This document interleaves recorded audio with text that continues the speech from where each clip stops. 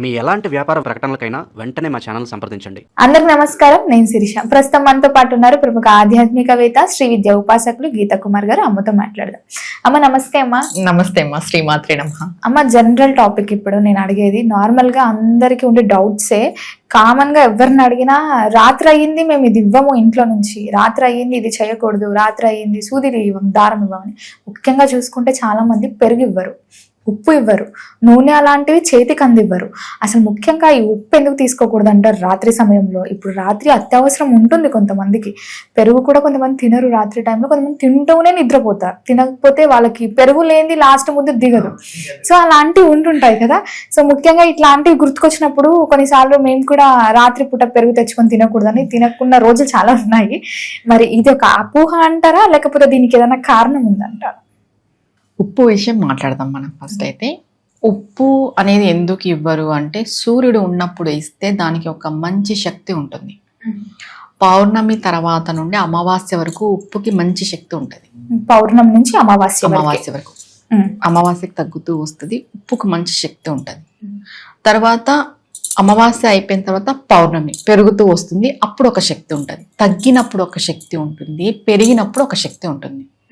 చంద్రకళ తగ్గినప్పుడు ఒక శక్తి ఉంటుంది, పెరిగినప్పుడు ఒక శక్తి ఉంటుంది. చెప్పాలంటే మనకి ఉప్పు ఎక్కడి నుండి తయారవుతుంది? సముద్రం నుండి తయారవుతుంది. అవునా కాదు? సముద్రం అంటే ఎవరు? లక్ష్మి అమ్మవారి యొక్క పుట్టినిల్లు అంటాం. సముద్ర వసతి లక్ష్మి అంటాం, అమ్మవారి యొక్క పుట్టినిల్లు. ఉప్పుని ఎందుకు సాయంత్రం పూట ఇవ్వకూడదు అని అంటే, సూర్యుడు ఉన్నప్పుడు దానికి పాజిటివ్ ఎనర్జీ ఎక్కువ ఉంటుంది. మార్నింగ్ టైమ్స్లో సూర్యుడు అస్తమైన తర్వాత నెగిటివ్ ఎనర్జీ వస్తుంది. ఈ నెగిటివ్ ఎనర్జీ వచ్చినప్పుడు ఇవ్వడం వల్ల ఇచ్చిన వాళ్ళకి నష్టమే, తీసుకున్న వాళ్ళకి నష్టమే, ఇద్దరికి నష్టం. కాబట్టి సాయంత్రం పూట ఉప్పు ఇవ్వకూడదు అని చెప్పారు. సూర్యకళలకి చంద్రకళలకి చాలా తేడా. సూర్యుడు ఉన్నప్పుడు ఒక శక్తి ఉంటుంది, చంద్రుడు ఉన్నప్పుడు ఒక శక్తి ఉంటుంది. సముద్రాన్ని చూస్తే సూర్యుడు బాగా హై అయ్యే కొద్దీ అలలు బాగా పెరుగుతాయి. మనం ఎప్పుడైనా సముద్రాలకు వెళ్ళి చూసినప్పుడు ఇది తెలుస్తుంది. ఉదయం నార్మల్గా ఉంటాయి, పెరిగే కొద్దీ ఇంకా మధ్యాహ్నం హెవీ అలలు వస్తుంటాయి. ఎందుకు? సూర్యుడు యొక్క ఎనర్జీ హెవీ అయిపోతుంటుంది. సముద్రం అబ్జర్వ్ చేస్తుంటుంది ఆ కిరణాల ద్వారా సూర్యుడు యొక్క ఎనర్జీ. అలాగే సముద్రం నుండి ఆ తేమని సూర్యుడు కూడా గ్రహిస్తుంటాడు. గ్రహించే కదా ఆకాశానికి ఇచ్చేది మనకి, అదే మేఘమే వర్షం పడుతుంది. అలా సూర్యుడు యొక్క శక్తి ఉదయం పూట ఎక్కువ ఉంటుంది. కాబట్టి మన అందరికీ కావాల్సింది సూర్యశక్తిని, ఆరోగ్యంగా ఉండాలంటే. ఇది ఏమైపోతుంది ఇస్తే అనంటే, నీకు కొంచెం అనారోగ్యం చేస్తుంది ఈ ఈవినింగ్ టైమ్స్ తీసుకోవడం వల్ల. ఉప్పుని స్పెసిఫిక్గా ఉప్పునే, ఇది ఉప్పుకే వర్తిస్తుంది ఈవినింగ్ టైమ్స్ తీసుకోవడం వల్ల. ఇంకా పాలు పెరుగు మీరన్నట్టుగా అనంటే, పూర్వం ఏమంటే అయిపోతే మళ్ళీ ఆ రాత్రుల్లో ఇచ్చే దొరకదు. అప్పుడు ఒక్కొక్క ఊరికి కొన్నే ఇల్లులు ఉండేటివి. ఆ కొన్నే ఇల్లులు అయిపోతే మరీ దొరకదు, మళ్ళీ ఉదయాన్నే మనం పాలు తీసుకోవాల్సి వస్తుంది ఆవుల నుండి గేదెల నుండి అనే ఉద్దేశంతో సాయంత్రం పూట ఇవ్వద్దు అన్నారు తప్ప ఖచ్చితంగా ఇవ్వకూడదు అనేది అయితే లేదు. ఇప్పటికైతే అది లేదు. ఇప్పుడు సరే, ఒక చిన్న పాప ఏడుస్తుంటాడు పాలు లేక, నీ దగ్గర పాలు ఉన్నాయి, వచ్చి అడిగినారు, నువ్వు ఇవ్వకున్నట్టుంటావా? ఇస్తేనే నీకు లక్ష్మి వస్తుంది. లేదు నా ఇంట్లో లక్ష్మి వెళ్ళిపోతుంది ఈ పాలల్లోనూ ఈ పెరుగులోను అనుకుని నువ్వు ఉంటే, ఆ పక్క ఆ పాప ఆకలితో ఏడుస్తున్నప్పుడు ఆ పాపం నీకు రాదు, నువ్వు పెట్టుకోనియకపోతే. అవునా కదా? కొంచెం థింక్ చేయాల్సిన విషయం ఏంటంటే, అత్యవసర పరిస్థితుల్లో అప్పట్లో ఏవి మనకు అందుబాటులో లేవు కాబట్టి ఇది చెప్పారు, సాయంత్రం పూట ఇవ్వకూడదు. ఇంకా రాత్రి ఎక్కడ పోయి తెచ్చుకుంటారు? ఈ రాత్రి ఎటు పోయి తెచ్చుకోలేరు కాబట్టి సాయంత్రం పూట ఇవ్వకూడదు అని వచ్చింది తప్ప ఖచ్చితంగా సాయంత్రం పూట ఇవ్వకూడదా అంటే అలా ఏం లేదు. ఇప్పుడు చాలా మందికి చాలా నీడు ఉంటుంది. ఇప్పుడు పాలతో చాలా మందికి నీడు ఉంటుంది. నీ దగ్గర పాలు ఉన్నాయి, వాళ్ళ అవసరాన్ని నువ్వు తీరిస్తే లక్ష్మీదేవి నీకు ఆటోమేటిక్ గా కటాక్షిస్తుంది. ఒకరికి సహాయం చేసిన వాళ్ళు అవుతాం, ఒకరి ఆకలి తీర్చిన వాళ్ళు అవుతాం. అంతే తప్ప నేను ఇప్పుడు పాలు ఇస్తే మా ఇంట్లో లక్ష్మి వెళ్ళిపోతుంది, పెరిగిస్తే లక్ష్మి వెళ్ళిపోతుంది అంటే ఎలా వెళ్ళిపోతుంది? ఇప్పుడు సరే, ఒక వ్యక్తి కడుపు నొప్పి వచ్చి ఉంటుంది, ఆ వ్యక్తి మజ్జిగ తాగాలి, మీ ఇంట్లో ఉంది, నువ్వు ఇస్తే ఆ వ్యక్తి మజ్జిగ తాగి రిలాక్స్ అవుతాడు, నువ్వు రిలీఫ్ చేసిన వ్యక్తి అవుతావు. లేదు ఆ వ్యక్తి ఏమైనా కానీ నేను ఇవ్వను, మా ఇంట్లో లక్ష్మీదేవి వెళ్తుందంటే ఇది మూర్ఖత్వం అంటారు. దీని నుండి మనం బయటికి రావాలి. ఉప్పు మాత్రమే తీసుకోకూడదు అని చెప్తారు. ఉప్పుకి నైట్ అయితే నెగిటివ్ ఎనర్జీ వస్తుంది కాబట్టి దాన్ని తీసుకోకూడదు అంటారు. పాలు పెరుగు ఇవన్నీ ఇవ్వచ్చు, ఇవ్వకూడదు అనేది ఏం లేదు. పూర్వం అంటూ పరిస్థితులు వేరు కాబట్టి అప్పటి వాళ్ళు తగ్గట్టు అప్పుడు అలా చెప్పారు. ఇప్పుడేం అన్ని మనకి రాత్రులు బావులు అన్ని అవైలబిలిటీలో ఉన్నాయి, అవునా కాదా?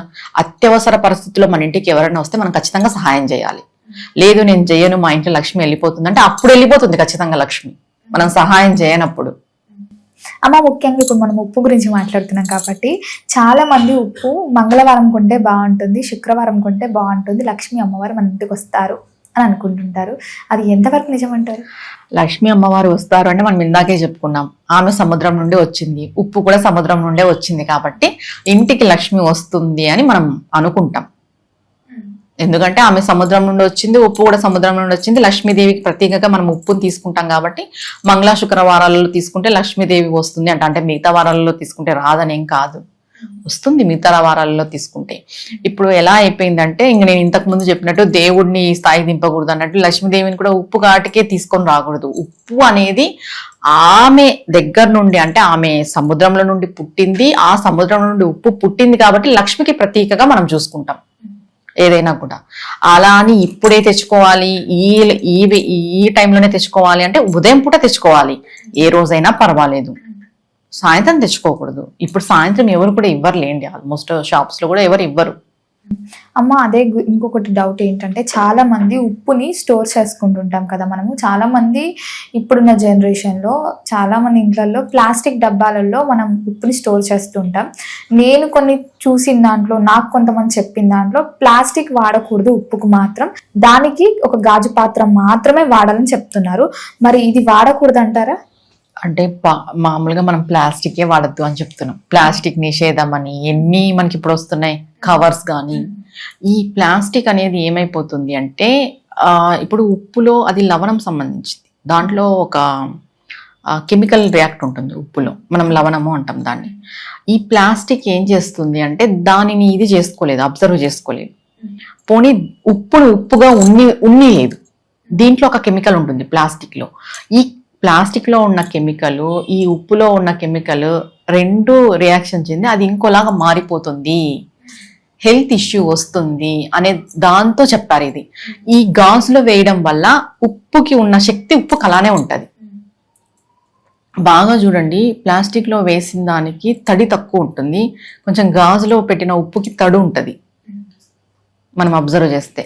దానివల్ల చెప్తారు దాంట్లో పెట్టమని. ఇప్పుడు మామూలుగా చూసుకుంటే మనం ప్లాస్టిక్ నిషేధం పైన మనం మాట్లాడుతూనే ఉన్నాం, ప్లాస్టిక్ యూజ్ చేయకూడదు, మంచిది కాదు, కలుషితం అని. ఇంకా అందుకే ప్లాస్టిక్ లో పూర్వం లేదు కదా మా ప్లాస్టిక్, ఎక్కడుంది చెప్పు? మన పూర్వకాలంలో ఏదైనా అక్కడి నుండి వచ్చిన సాంప్రదాయమే, మనం కొత్తగా ఇప్పుడు మాట్లాడుతున్నది కాదు, క్రియేట్ చేసింది అంతకన్నా కాదు.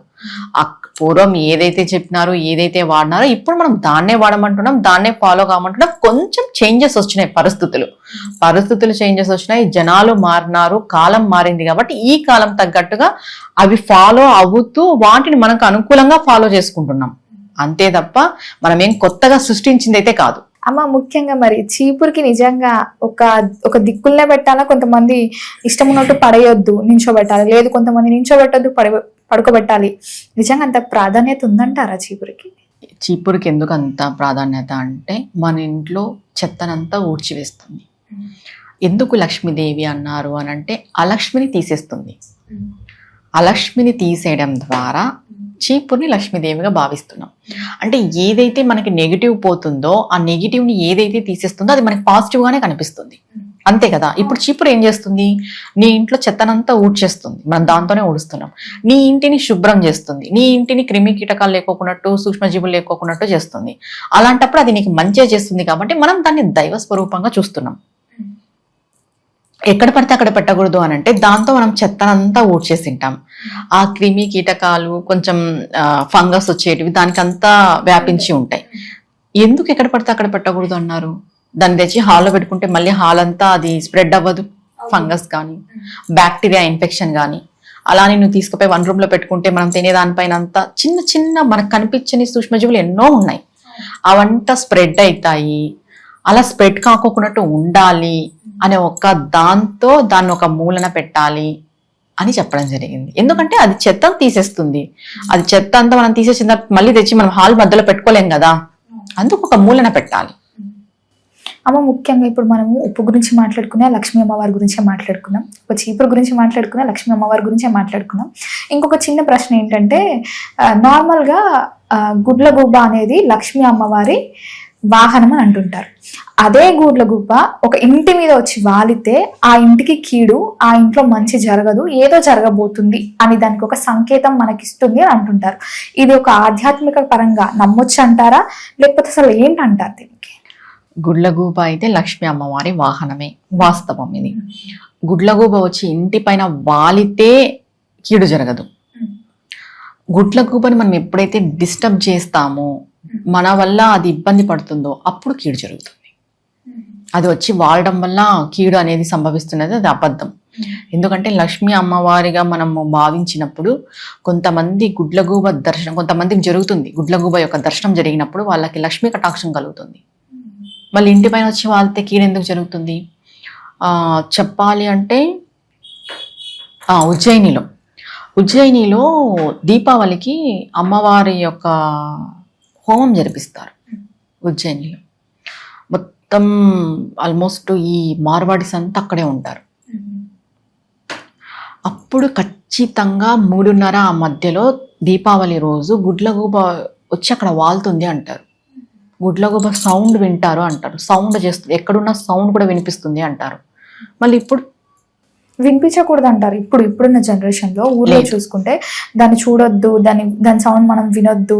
అది ఎక్కువ నైట్ టైమ్స్లో వస్తుంది కాబట్టి పొద్దునంతా దాని కళ్ళు కనిపించి రాదు, రాత్రి టైంలో మాత్రమే వస్తుంది అని రీసెంట్గా నేను కొంతమంది చెప్పినప్పుడు విన్నాను. లక్ష్మీ అమ్మవారు గుడ్లగూబ కాబట్టి అట్లాంటి విగ్రహం మనము ఫోటో అంటే మన పూజ మందిరంలో కూడా పెట్టుకోవచ్చు అని అన్నారు. మరి అదెంతవరకు నిజం? ఇప్పుడు అమ్మవారి యొక్క వాహనం అయినప్పుడు మనం ఇంట్లో పెట్టుకోవచ్చు, తప్పు లేదు. అప్పట్లో దాని యొక్క సౌండ్ భయంకరంగా ఉంటుంది, కొంచెం వినడానికి కొంచెం భయానకంగా ఉంటుంది కాబట్టి వినకూడదు అనేది వచ్చింది తప్ప గుడ్లగూబ యొక్క దర్శనం కానీ గుడ్లగూబ యొక్క సౌండ్ కానీ వినడం వల్ల మనకి పాజిటివిటీ పెరుగుతుంది. మనకి ఏదో రానున్న రోజుల్లో మంచి జరుగుతుంది. మనం దాన్ని డిస్టర్బ్ చేయకూడదు, దాన్ని కొట్టడము అలాంటివన్నీ చేయకూడదు. అలాంటివి చేసినప్పుడు ఏ ప్రాణికైనా మనం హాని చేసినప్పుడు మనకి ప్రతికూల ఫలితమే వస్తుంది. మనం ఏమీ చేయనట్టు దాన్ని వదిలేస్తే మనకి మంచి జరుగుతుంది. మంచి జరగకపోయినా చెడు అయితే జరగదు కదా, నువ్వేమీ చేయకపోతే. ఏం చేయొద్దు, అంతే కదా.